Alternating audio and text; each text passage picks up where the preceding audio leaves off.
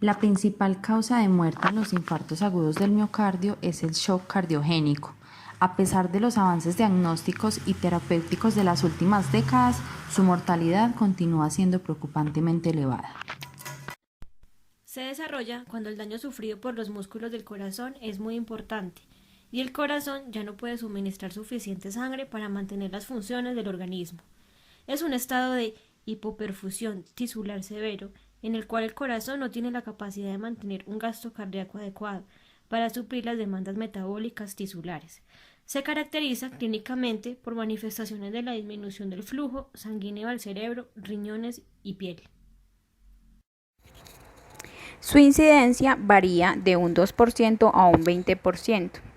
En el estudio de la investigación multicéntrica en la limitación del tamaño del infarto, dicen que el 4.5% de los pacientes con shock lo desarrollaron en admisión y un 7.1% durante su hospitalización, para un total del 11.6%. La mortalidad global es del 50 al 80%.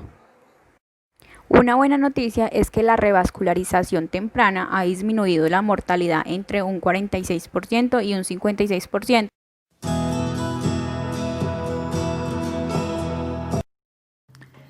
Estudios de pacientes que han fallecido en shock cardiogénico demuestran pérdidas mayores del 40% de la masa miocárdica funcional. Esta destrucción miocárdica puede ser el resultado de un infarto único extenso o de la superimposición de varios infartos pequeños. Una vez ocurrida la obstrucción coronaria, se presenta un ciclo progresivo del daño isquémico. Los pacientes cuyas características los ponen a riesgo de presentar shock cardiogénico, de acuerdo con el estudio MIGIS, son edad mayor de 65 años, diabetes mellitus, historia de infarto del miocardio, fracción de eyección y en admisión menor de 35% y una CPK fracción MB mayor de 160 UI, infarto de localización anterior, historia de angor o de insuficiencia cardíaca.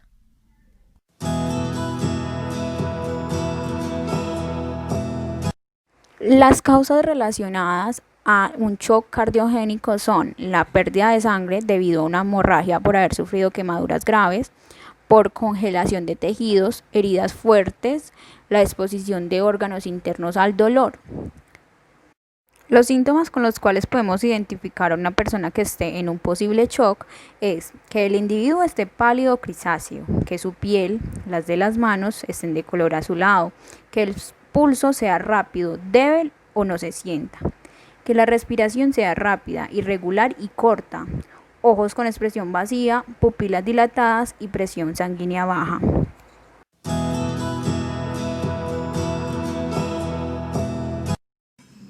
Uno, resucitación inicial y medidas de soporte general. 2. Terapia farmacológica específica. 3. Asistencia mecánica. 4. Técnicas de revascularización. En primer lugar, se debe avisar a los servicios de emergencias, proporcionando datos precisos y concisos de la víctima y su situación. Si la persona está inconsciente, se examina la respiración y la circulación y, de ser necesario, se comienza a realizar las maniobras de reanimación cardiopulmonar. Examinar al accidentado. Valorar si puede tener una lesión en la columna, cabeza o cuello, en cuyo caso no se le debe mover. Si se descartan estas lesiones y la persona está consciente, se procede a ponerla en posición de shock, esto es, boca arriba, sin la cabeza levantada, y con las piernas levantadas aproximadamente 30 centímetros. Con esto ayudaremos a que la sangre retorne de las extremidades al corazón y al cerebro. Observar si el afectado tiene heridas u otras lesiones, ya que puede que esté perdiendo sangre y en ese caso lo necesario será cortar la hemorragia y administrar los primeros auxilios correspondientes. La persona debe de estar cómoda, sin ropa ajustada que pueda molestar, y mantenerle caliente. Lo apropiado es taparle con una manta o ropas. Valorar su estado general cada 5 minutos por si empeora. Puede que el accidentado vomite o tenga mucha secreción bucal. En este caso se le gire la cabeza hacia un lado, por supuesto, siempre que no se sospeche de lesión de columna, en cuyo caso se debe girar el cuerpo entero en bloque como una unidad. No dar nada de beber ni de comer a la víctima de un shock. Es importante que no se levante ni deambule sola, mantener la posición de shock. No dudar al llamar al servicio de emergencias ni esperar a que la situación se agrave. No abandonar el accidentado, permanecer a su lado valorando constantemente su estado, hasta que los servicios de emergencia acudan.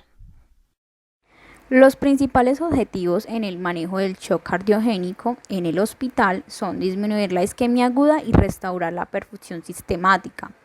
Estos objetivos se obtienen mejorando el aporte de oxígeno al miocardio, aumentando la presión diástola aórtica y el flujo sanguíneo coronario, disminuyendo los requerimientos de oxígeno por el miocardio al disminuir el trabajo cardíaco, y optimizando gasto cardíaco y disminuyendo la vasoconstricción periférica.